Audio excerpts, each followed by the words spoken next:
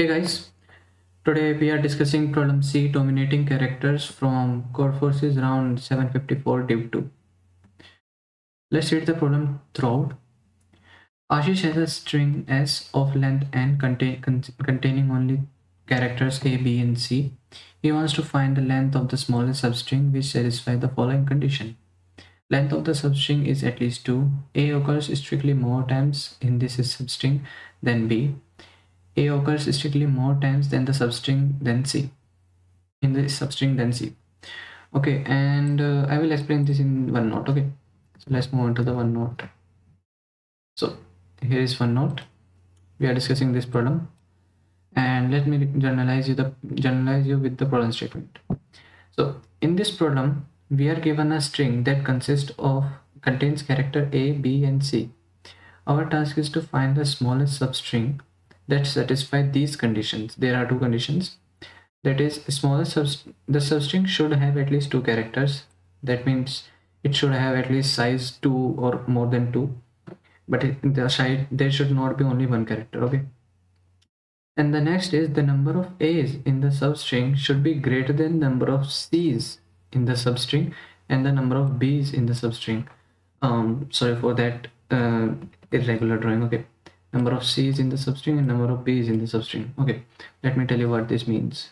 This basically means, suppose the substring which we have chosen from the given substring is let's suppose A, B, C, A. So this is a valid substring because count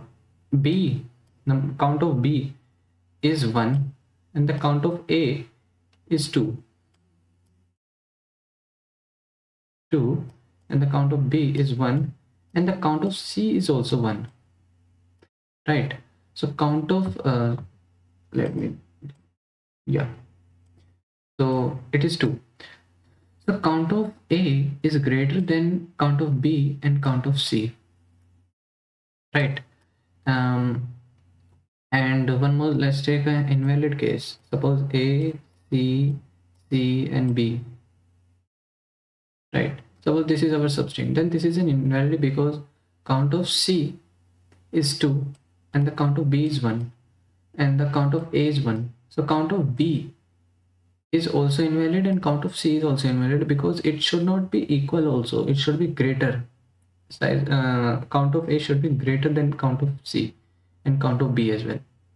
Okay, so this much is it, and let's continue with our problem statement.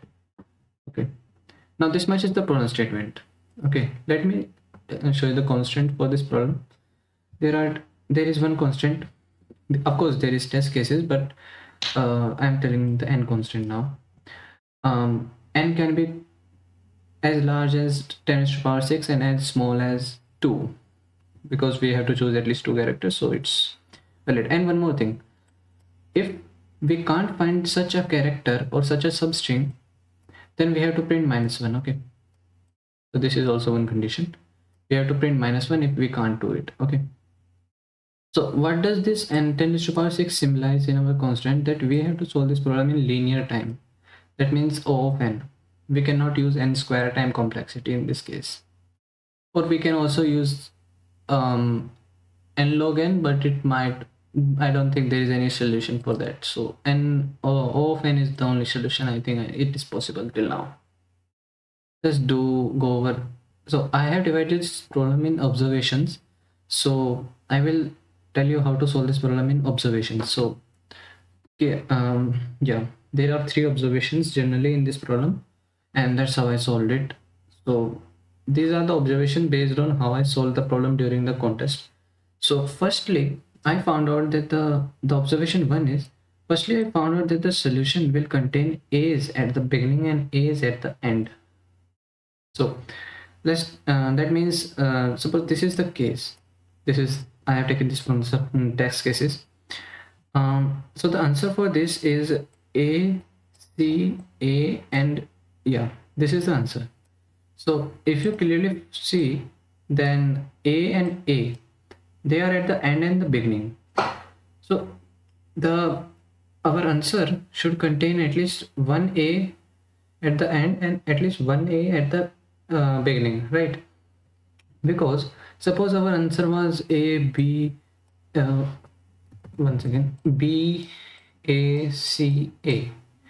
This is not valid for this one, but suppose our answer was this.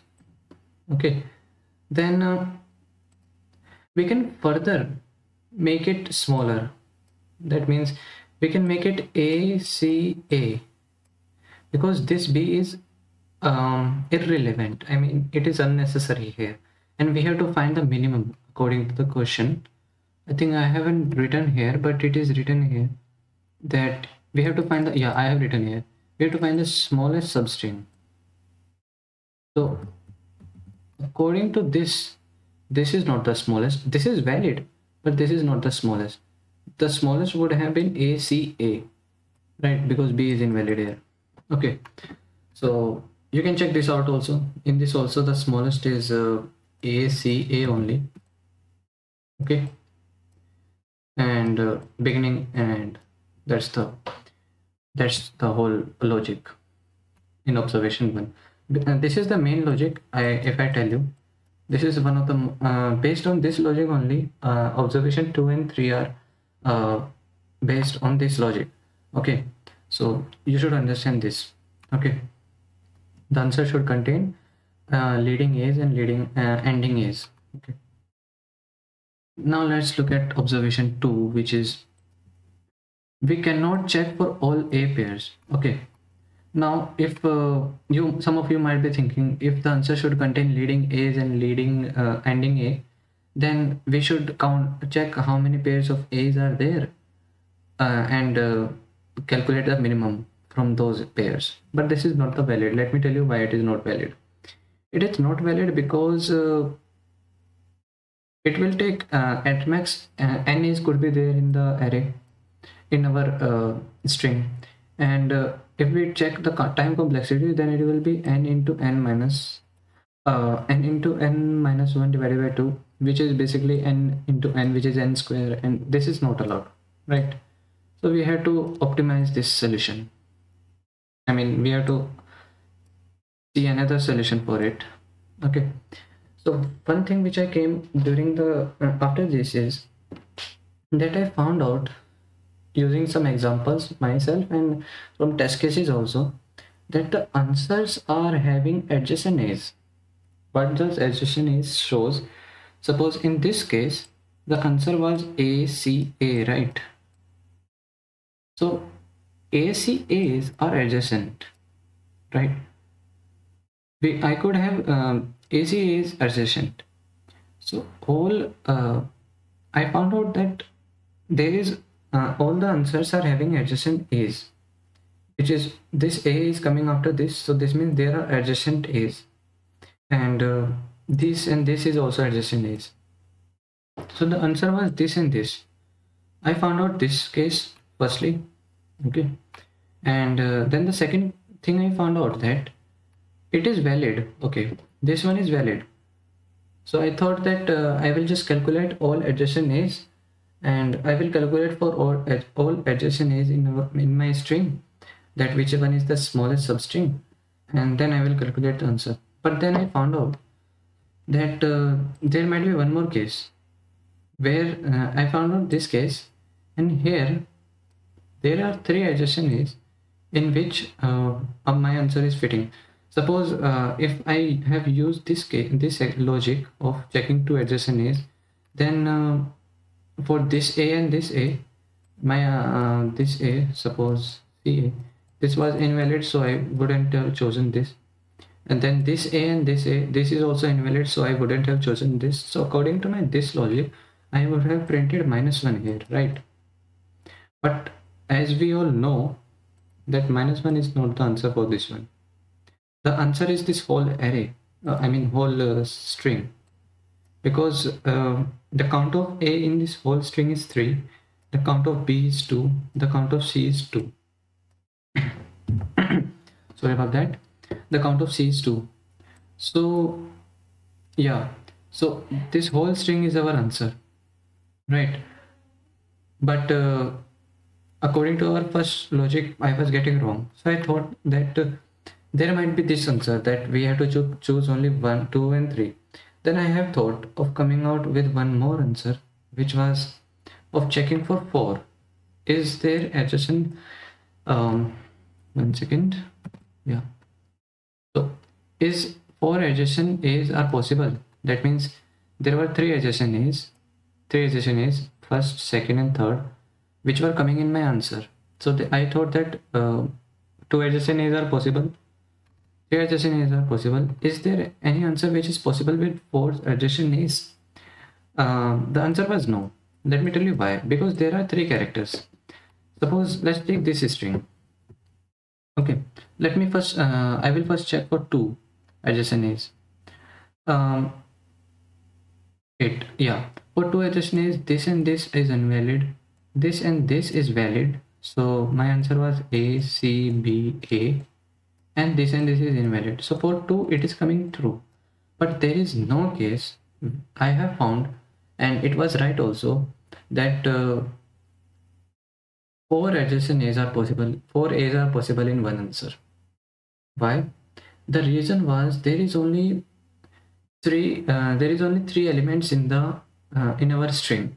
So if A, B, B, A, C, C, A, then this is the whole string. But I don't have any D, E or any other character. That's why if I have chosen any C, C here, then then any C, C, A here, then this wouldn't have been counted. So this was the answer for this whole array if I have chosen this whole array. So the point here is there can be only 2 adjacent A's or 3 adjacent A's in our answer. So we have to calculate how many valid pairs are there, which is the smallest pair of 2 adjacent A's or 3 adjacent A's, and we have to calculate the answer. So this much is the logic behind, this much is the observation behind my whole of this problem, right? Let me repeat it what I was saying. The observation 1 was that answer should contain one A at the beginning and one A at the end. The second observation was that the answer can our string will have adjacent A's. Okay, and the third was that 2 adjacent A's, and the third was that our string can answer string can also contain 3 adjacent A's. Okay, and this is the third observation. And fourth observation, you can see this observation that our string cannot contain more than 3 adjacent A's. Adjacent, not one after another, adjacent, right? So this much is the logic part, and I have used prefix sum to count how many are there between this and this, between in a substring how many A, B and C's are there. So I have used prefix sum idea for this. So let me show you how to implement this problem. Okay, the contest ended. Okay, great. So this one is the code. I will link this code down in the description. Let me show you the this is the code link. I will put this down in the description. You can check it out definitely. Okay, and yeah, so let me show you the code. So there are test cases. Of course, I have used test cases. This is my solve function which called out in every test case. So I have chosen an integer n and a string s as usual. Then I have converted my strings index into, well, wait one second, is this valid? Yeah, this is valid. So I have made a vector v which will store all the indexes of a's in my string s. Okay, then I have made an integer m which is v dot size, nothing other than that. And then I have made a 2D vector. Okay, this is basically will count the frequency of A's, B and C in each index. This is basically prefix sum idea which I was telling you now. And then this is to calculate how many A, B and C's are there in each index. Okay, so that I can find out how many, what I would say, yeah, how many A, B, and C's are there in particular substring from I to J. Okay, and then I have taken a bool function, okay, which means, okay, one second, yeah. So our one more thing which is here is, if we found our answer with 2 adjacent A's, then we don't have to count our answer for 3 adjacent A's, because that will be our optimal answer, right? So if we have found out our answer with 2 adjacent A's, then yeah, we don't have to waste time on 3 adjacent A's. We will just print that. Okay, and if we have not found that, then we have to go over 3 adjacent A's. Okay, and if we haven't found with 3 adjacent A's also, then we have to print -1. Okay, in that case, if we haven't found with 2, then 3, and yeah, then we have to print -1. Okay, so this okay function will tell me that have I found my answer in 2 adjacent A's or not. So mn is the minimum of our answer. Then I will run a loop over A, and then I will then this is my A, B, and C. That means the count of A, B, and C at each index. Okay, right. So A, B, and C between 2 points of A. In this loop till here, I am checking for 2 adjacent A's. Is there answer with 2 adjacent A's or not? So I am checking A, B, and C is the count of A, B, and C between the ith A and the I plus 1th A. Okay, suppose this A, one second, yeah, suppose this A and then this A. Okay, it is the count of that. And yeah, I've checked it using this. You can check it out. And then I have checked if count of A is greater than count of C and count of A is greater than count of B as well, then my answer, I have found it that with 2 adjacent A's, and then I will update my answer with the index of I plus 1 and the index of I, difference between them. We have to find the minimum. Yeah, so in this answer we have to calculate the smallest substring size. Okay, so in this example the answer should be 3. Okay, this also 3. So we have to print the size of the substring. Okay, not the substring. If we have to print the substring, then it would have been easy also. Then also it is easy, but yeah, we can do with the size also. So to calculate the size, we have to minus the ith index of I plus 1. We have to minus the index. We have to this means that we are calculating the difference between I plus 1th A and the ith A, and plus 1 means the difference. Okay, so if I have found an answer in with 2 adjacent A's, then I will print my answer, else I will then I will return it. And if I haven't found, then I will make my inf equals to min equals to inf. That means infinity. Basically inf is defined here as infinity. Okay, and then I will run a loop to check 3 adjacent A's. 3 adjacent A's basically is yeah, suppose this A, this A, and this A. So I have to calculate this A and this A. Let me erase it and tell you that. Yeah, so 3 adjacent A's means this A with this A. Okay, the difference between them, is it possible or not? Then this A in this A, is it possible or not? Okay, so that's why I'm doing m minus 2, so that it didn't go over that.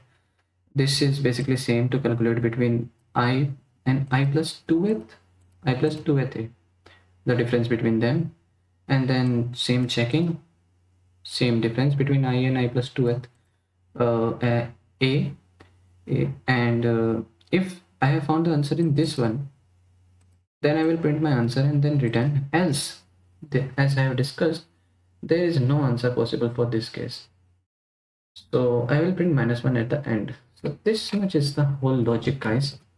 And if you guys enjoyed this video, don't forget to like, share, and subscribe. And if you have any doubt, you can ask me in the comment section. I will surely reply to it.